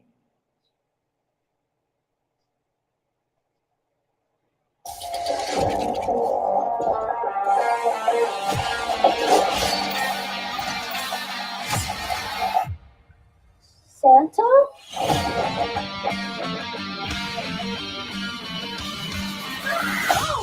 What? This guy killed the kid next door! I dig it. I really do. Just again, the color, the soundtrack, and just it's like it's a fun little ride. Maybe it's just because I've already seen Violent Night this year. I think I think Violent Night has me Christmas horrored out for now. To be fair, I don't really consider that Christmas horror. Well, no, but this kind of what if we do Santa but with a lot of blood and violence and shit, like. Okay, that's completely fair. I still think, if nothing else, this is like a fun little movie to watch, like every now and then when the holiday season comes around. Well, where is it getting released? Is the other thing. Is it actually going to the theater or is it going somewhere else? Not entirely sure. I just remember seeing this trailer and wanting to cover it. I might say, I don't know if it's getting a theatrical release because again, it looks very independent. To be fair. Yeah, and I doubt they'd release a movie like this so close to Violent Night. Yeah. Well, But again, they'd have to release it soon because otherwise they'll miss the Christmas window. Yeah, the trailer came out like a week before December, I believe. Okay. I could be wrong on that. Don't quote me. We'll look when this was uploaded at least after. Yeah. So anyway. Yep. Candy canes. Candy canes.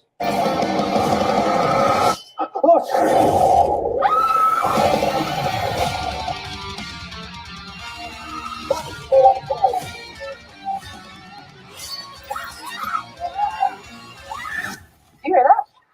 Hear what?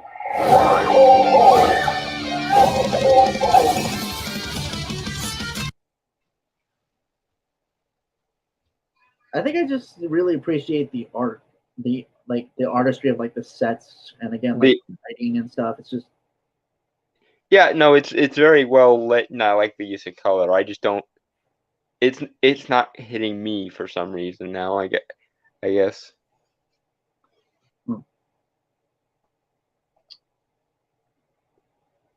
Dalton and Brainstormer find their differences in real time on stream, apparently.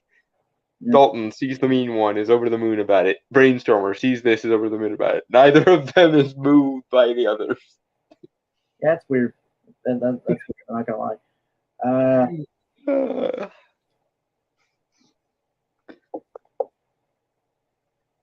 Yeah, I don't know anything else, so shall we? Candy canes. Candy canes. I also want to say I dig the guy who is playing the Killer Santa bot. Just the movements he's doing, it's very robotic, right? Is it a guy or is it an actual animatronic though? That's the question. No, well, in story, in the movie, yeah, but I'm talking about the no, but I mean in actuality, did they actually make an animatronic to do all this stuff, or did they have a person imitate a robot?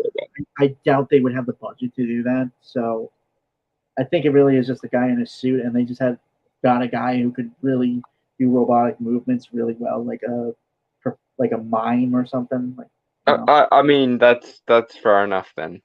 I don't know which, but if it is a guy and he's having to mimic a robot doing these things, then that's good for him. Good acting. Yeah. Yeah, I think people always underestimate the guys who play like slashers. Like the effort that they put in to give those characters like when they don't have a face or can't speak. They gotta show personality or other things other ways. Mm-hmm. Like Kane Hodder, he played Jason for a while. Mm-hmm. So I don't know if you guys knew this, but he would. Well, one thing, he's big, right? Because Jason's very big. Because Jason is basically like just a giant tree of a man. He added the kind of heaving he does with like his shoulders going up and down, almost like to add like a primal sense of he'll jump at you at any moment. And animalisticness. Yeah, thank you. Yeah. Anyway. Well, I don't know if anyone knows this scene, but where Jason gets hit with like a sledgehammer in the face and falls through the stairs from one of the Friday the 13th movies. I can't remember which one specifically. Mm-hmm. But he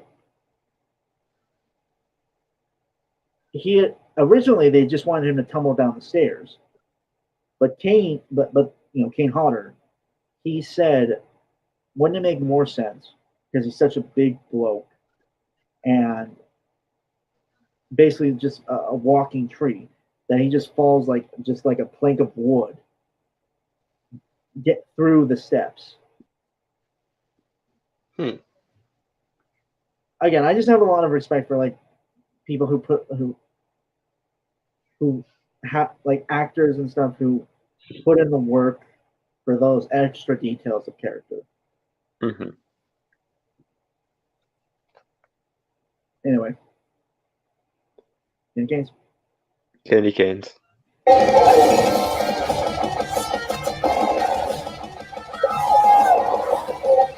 need to get me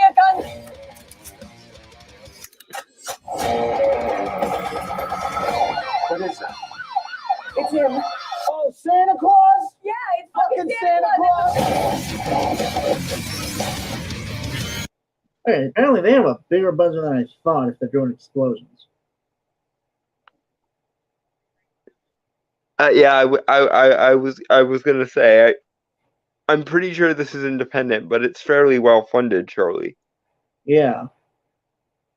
Because they're doing a lot of things. Impressive, I'll say that. Mm-hmm. Anyway, candy canes? Candy canes.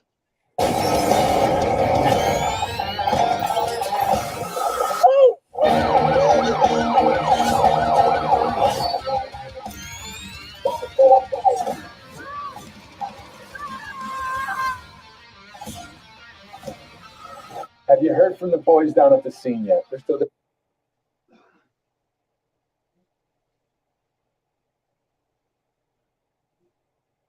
I like it. It's like it feels like a nice blend of Violent Night, Terminator a bit, and obviously like the Fruiturama Robo Santa. Yeah, that's all I can think of is the Futurama version. Yeah. All right, there's 6 more seconds, so Candy canes. okay. Down there counting bodies.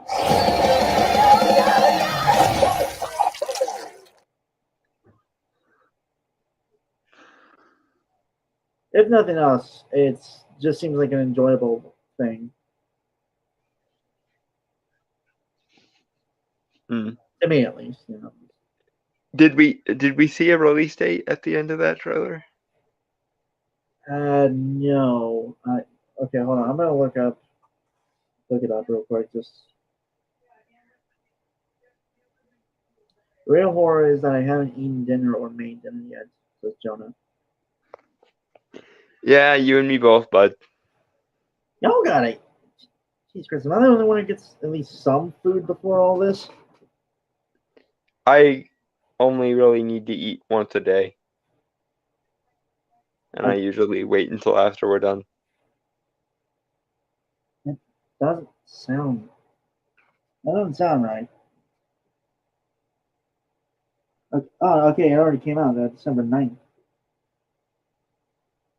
Okay. Huh. Did not hear a damn thing about this. Me either. Although apparently I think it's on Shudder. Oh, that makes sense. Yeah. Okay, so we are actually making good time. It's weird. Yep. All right. Corrupt always adds like an hour to the proceedings because he stirs the pot, and then we get off into Tangentville. Yeah. I kind of wish he was here now because we are kind of doing the last thing, which is top 3 favorite Christmas specials. And anyone in chat, feel free to post yours as well. Mm-hmm. Do you want to start first, or should I start first? I don't really have a preference one way or the other. All right. All right. You know what? We'll just do what we always do. Coin flip. Coin flip. Heads or tails? Heads. Okay, someone goes first. Okie dokie. All right.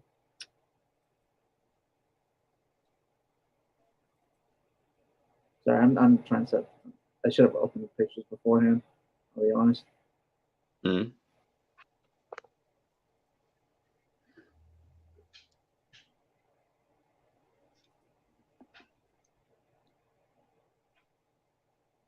That is a good question. Apparently, the military made it, and it was supposed to.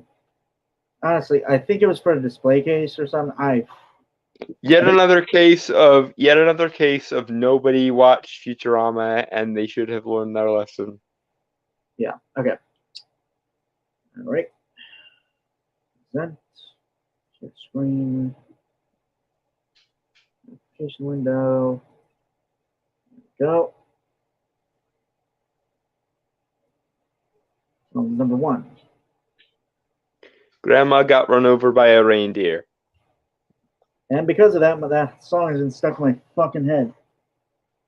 Yeah, I would apologize, but in this case, I'm not sorry. Because this was actually my grandma's favorite Christmas special, and she would always get a kick out of it every time I watched it. And so this movie will always have a special place in my heart, if for no other reason than for that. Although it does get points for in the third act, it basically kind of becomes a legal drama, and it has enough respect for the intelligence of children that it doesn't pull punches with regards to the legal aspect of it. Also, speaking of family resemblances and stuff, my grandma Sheila, not the grandma that this was the favorite Christmas special of, but my mom's mom. The grandma that I have the closest connection to was actually my great grandmother, but my dad's mom really reminds me a lot of Cousin Mel from this particular special, because it's sort of a Mortimer family trait that we're all greedy, conniving bastards, to such a point that one of us always brings cards every time we get together. And my like I was saying, my dad's mom really reminds me of Cousin Mel from this movie. So it will always between it being my great grandmother, who I'm closest with, favorite Christmas movie, and she has since now passed on, so I will always have a soft spot for it. And also my other grandma reminding me a hell of a lot of Cousin Mel. This movie will always be somewhat special to me. And again, like I say, it doesn't treat children like idiots, which is always a plus for ostensible kids movies and stuff. You can do yours now. Well, I was just gonna say, I only ever got to see this like once on the CW when they ran this. This was years and years ago. I think it was originally commissioned for Cartoon Network, I think, because that's usually where I see it. I think I saw it in subsequent years, but that's where I remember watching it the first time. It was fun. I enjoyed it. Also, Chrononaut says Grandma Got Dismembered by a Chainsaw is a classic. No. Isn't that just Texas Chainsaw Massacre? Yes. And therefore no.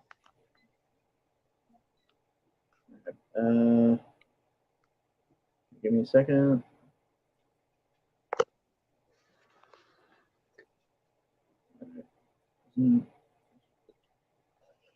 To be fair, I couldn't find a poster for it, so I just grabbed a still from the actual special.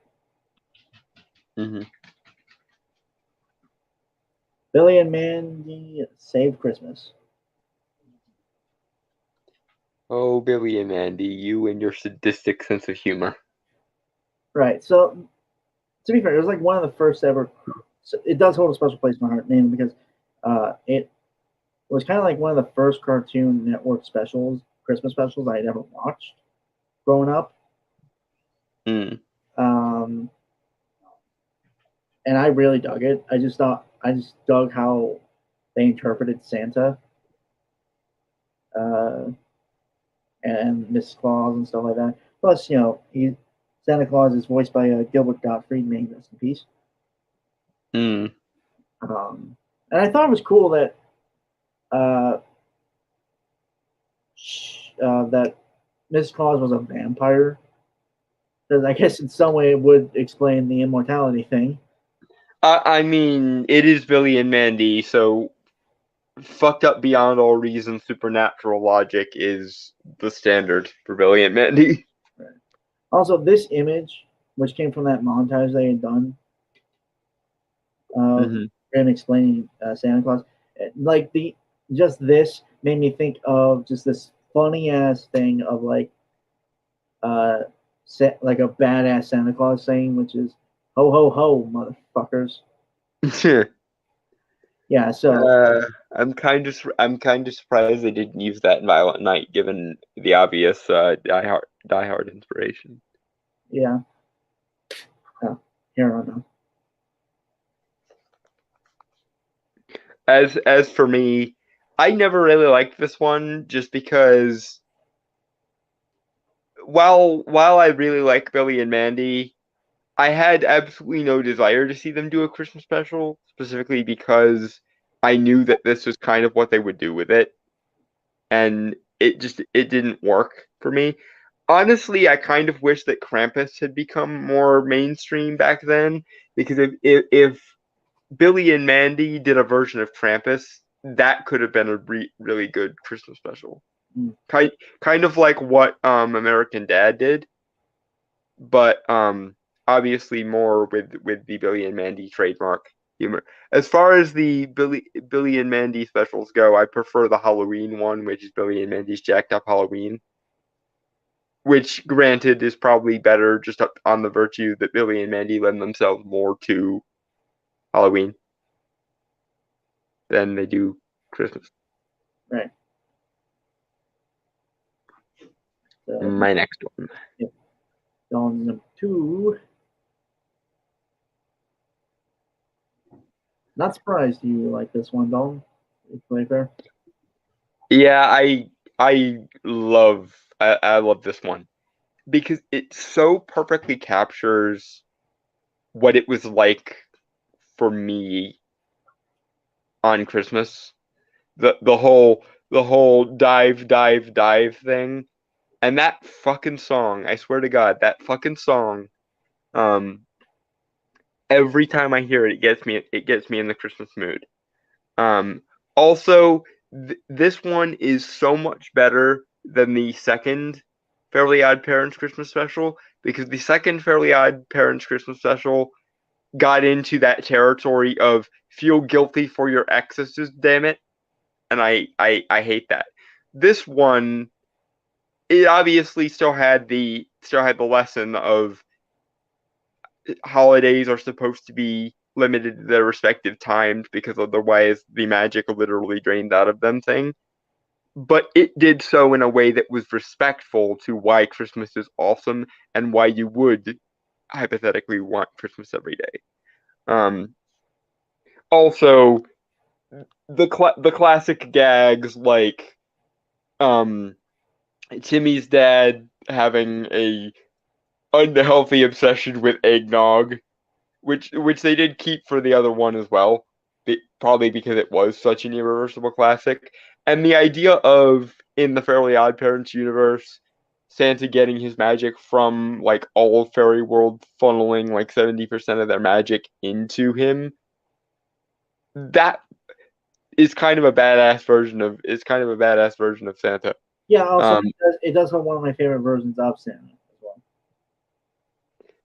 And I also love the like making fun of like the 90s style corporation aspects to it as well. Also, Mrs. Claus.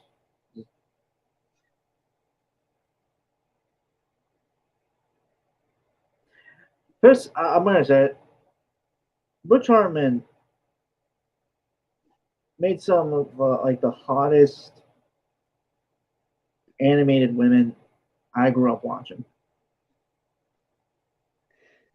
I also kind of like that she is the like nominal CEO of the like Santa Corporation, just because every year when the fairies give Santa their magic, he becomes like so overcome with Christmas joy that it's just impossible to resist. Yeah, honestly, that's the weird thing.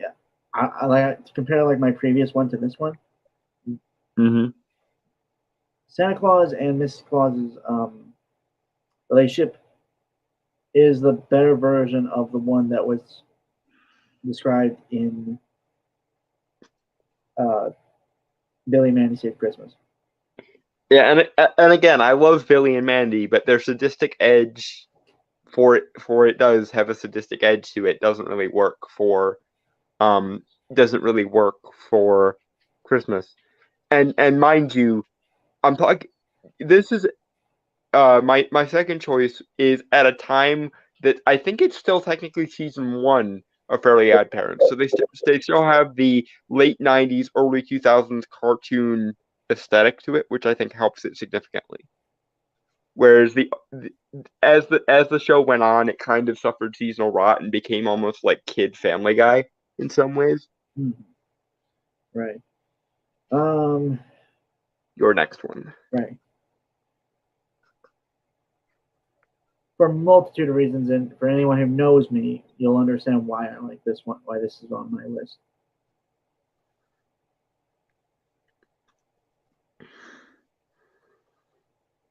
Kids Next Door, Operation Naughty, or Ninny's Almost Undo Greatest Holiday of the Year. I looked that up.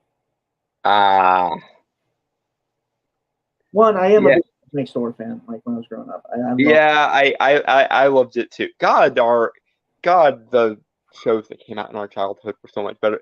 I know we're bound to say that because of nostalgia, but I think even being as objective as we can, kids today get kind of shafted in the childhood cartoons department. Yep. But okay, so the reason I like this, and again, if you know me, you'll get it.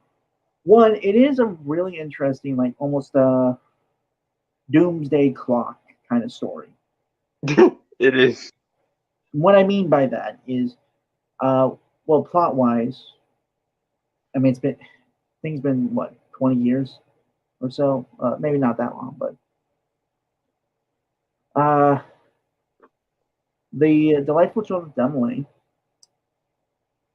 attempt to use Santa Claus's sleigh or power, which is one thing I love that they basically made the North Pole and Santa Claus and his elves effectively the Christmas version of the X-Men. Yeah. That's also another reason why I like it. It's just the superhero influence they had in this fucking thing. Mm-hmm. So cool. But yeah, they attempt to basically make themselves the only ones on the nice list and change everyone else to naughty list so they get coal for Christmas. And I think they initially frame or dress up as the members of Sector Z, I think. Like that's the main cast we always see, which is Sector Z. Sector V is the main cast. No, the Sector V is it's Delightful Children. Remember, they got turned into the Delightful Children by Father.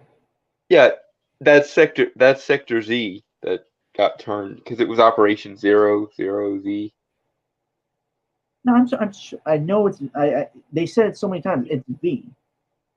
Yeah, the main team is Sector V, and the Delightful Children is Sector Z.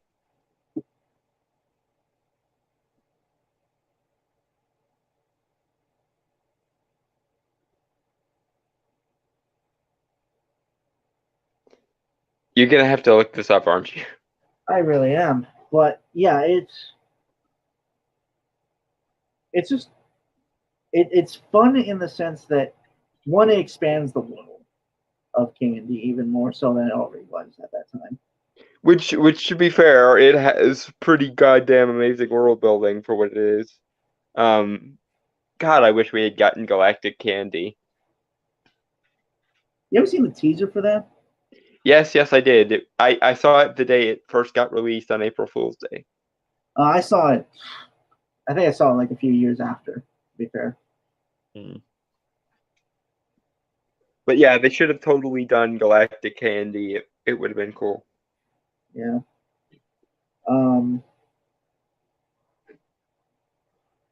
It was so cool, and I kind of wish they would have expanded on that because apparently this world has superheroes, kind of. Which, I mean, to be fair, is not an unreasonable thing with regards to Santa, because even in the Marvel universe, he's like an Omega level mutant. Yeah. So again, it's just really, it's a fun special. Like it's just one that you can enjoy for a multitude of reasons, even if you're not like the biggest Christmas fan. Although, why you'd be watching Christmas specials if you're not a Christmas fan, I can tell you.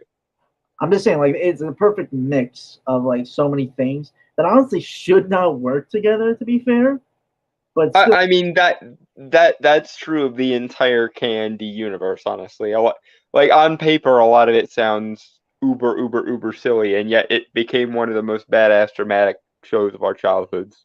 yeah. But yeah, that's my second favorite one. Mm-hmm. I gotta watch that again. God damn. I'm gonna have to watch Christmas Every Day again, just like I do every year. Yeah. Okay. Okay.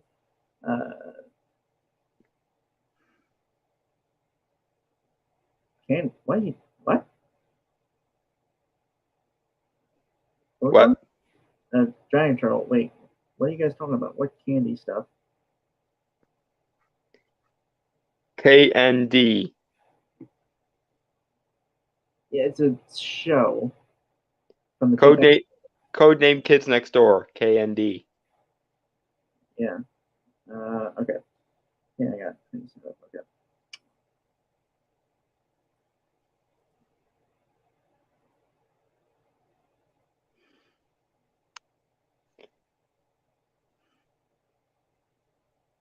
Okay. Anyway. Yeah, my third favorite is an episode of The Librarians. Which they actually have two Christmas specials, much like the Fairly Odd Parents, and much like the Fairly Odd Parents, their second Christmas special was the far inferior one. But the first one was freaking amazing, namely because it has probably the coolest concept for Santa I've ever seen in anything ever, which is essentially that he doesn't actually go around giving people gifts. He collects the goodwill of like the entire world throughout the year and then re-releases it into the human race at midnight on Christmas Eve. And essentially, to quote Galahad, because Galahad is one of the main characters in The Librarian, spoilers, he recharges the world's karmic battery. And without him doing it, every city on Earth would be burning by Groundhog Day. And yes, I know they kind of retcon it towards the end of the episode and say that it's hope, not just goodwill. But fuck you, no. Jenkins's explanation was better. You should have stuck with the first explanation. Hope is more nebulous than like categorical goodwill. So you should have gone with the first explanation. But basically, long story short, in this particular episode of Librarians, Lancelot, who is evil, and his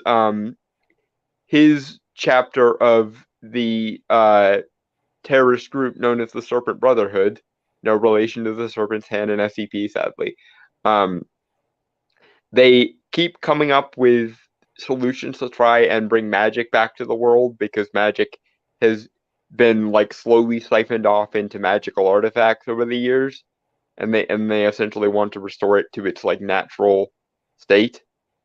And the way they want to use Santa for this is they essentially want to wait until Santa is overflowing with the magic of goodwill and kill him, and then use various methods to control the residual magical energy rather than allowing it to be redistributed back into the world and or the human race. Which, again, I must ask, why? I understand that he's apparently almost all-powerful the closer he gets to midnight on Christmas Eve. I understand this. But nevertheless, like, you surely must want the world, this utopia you're making, this magical utopia, to have goodwill in it. So why would you mess with the long-term effects of not having the appropriate? Nevertheless, so anyway, the librarians get sent to stop the Serpent Brotherhood because, of course, they do, and in the course of the process, Santa is irreversibly weakened, and he constantly is shifting between his various incarnations. Because in this universe, all of the incarnations of Santa are a single being, but he gets manifested in different ways depending on the culture and the time period he's in. So, like, all of the various iterations of Santa existed previously. And yes, they do confirm that in this universe, Odin was the first one. And it results in Odin getting into a bar brawl on Christmas Eve. And it's kind of badass. Also, things that are badass about this version of Santa is played by Bruce motherfucking Campbell. Because that will never not be badass. Yeah.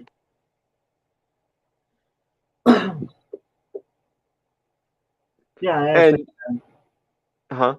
well, last Christmas, last year, when you would mention him in your top 5 Santa Clauses, I'd actually sat down and watched the special after you had talked about that. Dug it, by the way. I can imagine so. Anyway, the like overall like emotional core of the episode, if you can call it that, is the guardian of the librarians, Colonel Eve Baird, played excellently by Rebecca Romaine, is really down on Christmas because she is a soldier and she has been going through dozens of tours of duty during Christmases for many, many years. And she doesn't understand why everyone, even on the battlefield, has reverence for Christmas, despite the ironic fact that she, being named Eve, was born at the stroke of midnight on Christmas Eve. And therefore, when Santa gets irreversibly weakened by the machinations of the Serpent Brotherhood, he gives her the energy of the goodwill, and then she has to do what he normally does and splinter off and redistribute it back into the human race's like overall karmic battery, which is a really interesting idea. I really wish they hadn't nerfed it by changing it to hope at the last second, because that's stupid. Right. That's the one problem I have with that episode. Everything else about that episode is awesome, Right. except for the goodwill getting converted into hope thing. Dumb. Anyway, yes, this episode is really, really awesome, Right. and everyone should watch. Everyone should watch the Librarians just in general, because the way they deal with magic is very both usefully accurate and also very well done, just in general. So we got some Dresden questions in the comments for you. Oh God. So Librarians is set in Harry Dresden. Wait, the Librarians, the Libraria Room. No, no, they're not the Dresden File Men in Black. But no, this version of Santa is not Kringle. As much as that would make me happy, if I could squint and make that a thing, I would gladly headcanon that. But no, this version of Santa is not Kringle, because his identity is essentially tied to a specific talisman. In this version of Santa's case is his hat. And the reason why he's constantly oscillating between iterations is because in order to draw the attention of the villains that are chasing them away from the trail, they give Ezekiel, who is the world's most renowned thief, Santa's hat, and he is like forcibly indoctrinated with Christmas cheer as long as he's wearing it. And given that Ezekiel Jones is a scoundrel, we get to watch the amusingness of a scoundrel being forcibly the most cheery person in the room. And meanwhile, poor Santa is constantly oscillating between between incarnations. So for a second, he's Nicholas the Wonder Maker. And again, when he finds himself in a bar again without the stabilizing influence of his talisman, he automatically switches to Odin and gets in a bar fight. And mind you, this is being played by Bruce motherfucking Campbell. So we get to see Bruce motherfucking Campbell as Odin getting in a bar fight on Christmas Eve. In the list of things I didn't know I needed in my life, Sorry, that might be at the top of the list. sorry. The name is just coming to my mind because Chrono mentioned Cavill. Henry Cavill as a version of Santa Claus. I can't see it. Of course. I mean, actually, no. I tell a lie. Have him play the Marvel Santa, the like Omega level mutant, who's like a Viking and shit. Honestly, he deserves to play a fucking superhero. Yeah, honestly, Marvel. I know I'm like the 1,000th person in the last 5 minutes to say this, but if you really, and I mean really, want to stick it to DC, and I know you do, Squadron Supreme movie with him as Hyperion and Gal Gadot as Power Princess. Honestly, I'll be fully honest. I don't see him as Hyperion. I see him more as like a Captain Britain, to be fair. I don't want them to waste him though, and I feel like that would be wasting him. Because honestly, Marvel, you could not ask for a better excuse to do a fuck you DC move and make a Squadron Supreme movie than what just happened. Anyway, get Gal Gadot as Power Princess and we'll talk about that in January. Okay. Yeah. In any case, yes, the long-awaited bitching at DC for doing stupid is coming. It's just gonna come in January when we're back off of the holiday season. Okay, so this is my third one. Technically, it is a special because it was on TV because it premiered on TV, which is Merry Christmas, Drake and Josh. Now, before anyone makes the jokes, Chrono, I am fully aware of Drake Bell and his stupidity. I'm fully aware of what happened. I am more judging this on the actual thing itself, not. Wait, what did Drake do now?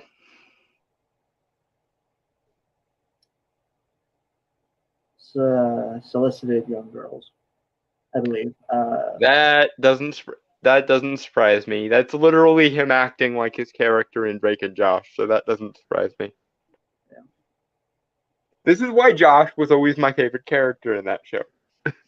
Yeah, Josh Beck was awesome. Anyway, I dug this movie a lot, or Christmas special, just because like it was so different. Like, it had the moments that made Drake and Josh, but it was just so. It also functions very well as the show's finale because this functionally is the show's finale. Christmas. It's very Christmassy, I guess. Like from the story to the character, to how like characters interact and react to things. It also is probably the Drake and Josh thing with the best production values. Yeah, absolutely. I'm not going to deny that at all. Like it looked really good. Like the set. They genuinely wanted to end off Drake and Josh with a bang, and I think they successfully did it. And the antagonist for the movie, who I believe is a police officer, right? Police officer or FBI agent, I can't remember which.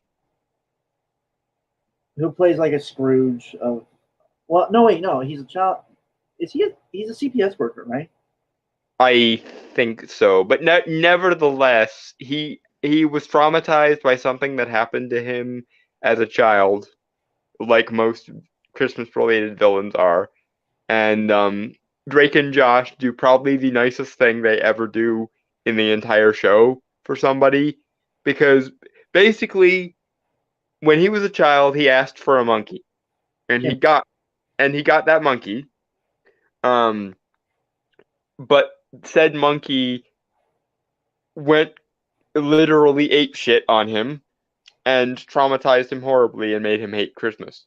So Drake and Josh knowing this bit of backstory because his mother tells them, go out of their way to get him a monkey so as to restore his faith in Christmas, and they go so far as to get it from a website that guarantees a certificate of sweetness, which works because Drake and Josh is very realistic in some ways, but there is a little bit of cartoon logic here and there, and it essentially restores his faith in Christmas by restoring his faith in his like number one childhood gift, Right. which is again- very sweet.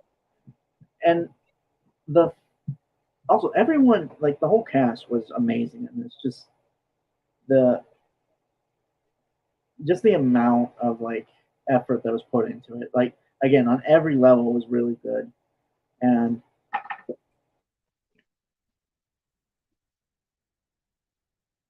I mean, this probably would have made my top 5 if we were doing a top 5 instead of a top 3. But I will say there are parts of this movie that are hard to watch just because they do kind of crank up the emotional manipulation in certain places. And as I've made very clear throughout this live stream, the Yuletide guilt tripping is my least favorite part of Christmas. so Tana, we were doing our top 3 Christmas specials, and we're actually kind of almost done with it. So I was just because this was his third one, and I just did my third one. Yeah. And Corrupt will presumably do his 3 whenever Corrupt is on again. Yeah. Again, it's a really. I mean, I kind of agree with you. Although I'm a little. You're more lenient on the Yuletide guilt tripping phenomena than I am, I think. No, it wasn't. It's not that. I am. One thing I didn't think that was guilt tripping. To be completely fair. The emotional manipulation, I'm a little lenient on, simply because the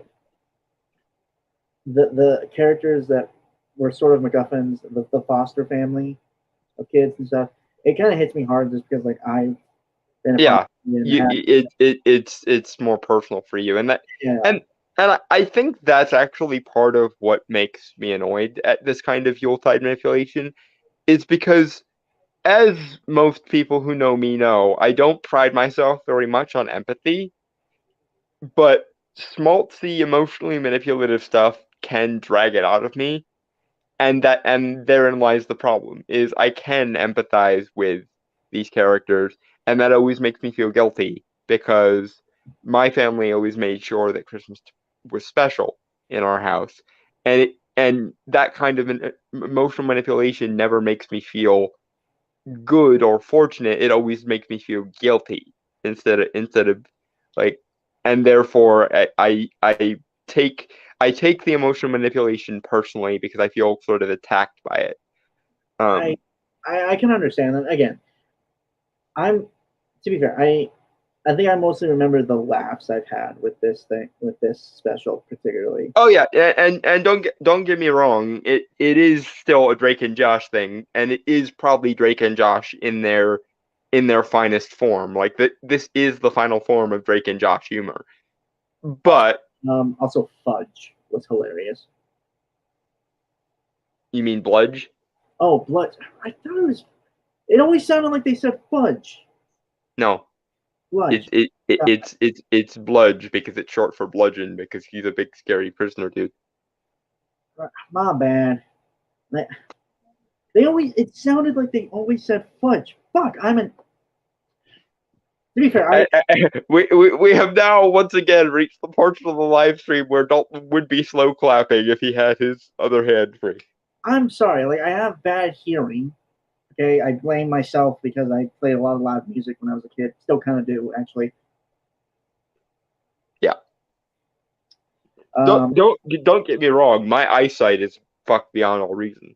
Fortunately, though, as a result, I have amazing hearing. My eyes are fucked and my ears are fucked. So, yeah. Okay, well, Giant Turtle's in the same boat as me, maybe. But yeah, like barring any outside influence of like people who did stupid shit, Drake Bell and Dan Schreider, I believe. Um, it's good on its own. Like it really is. You know. Yeah, I just have nostalgia over Drake and Josh in general, and this movie does this movie does crank up the nostalgia to an 11.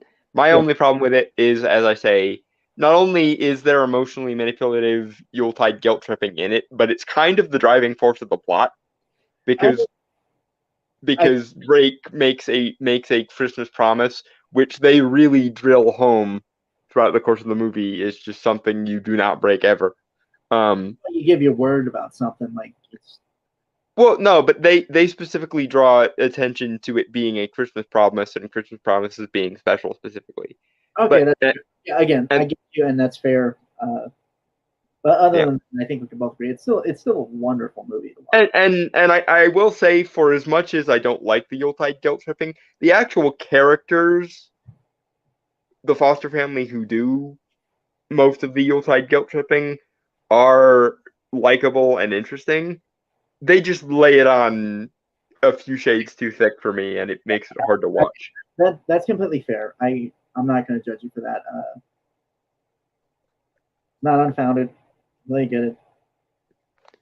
I still like it though. Like it's just a fun, heartfelt ride.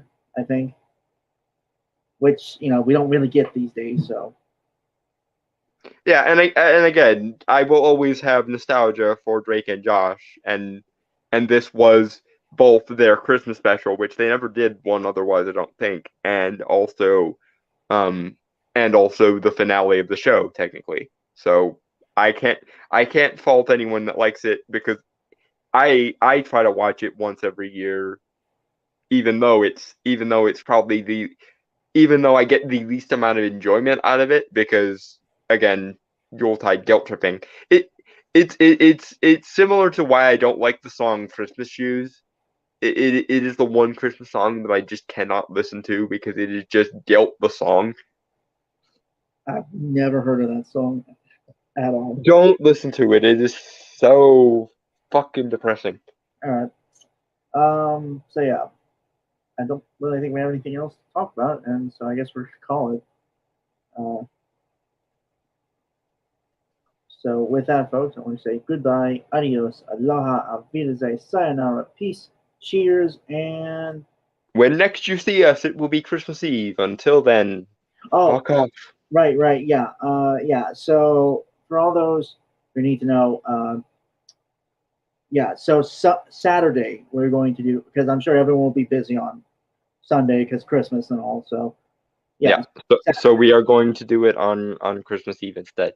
Yeah. So see you guys there. Yeah. Until then, fuck off.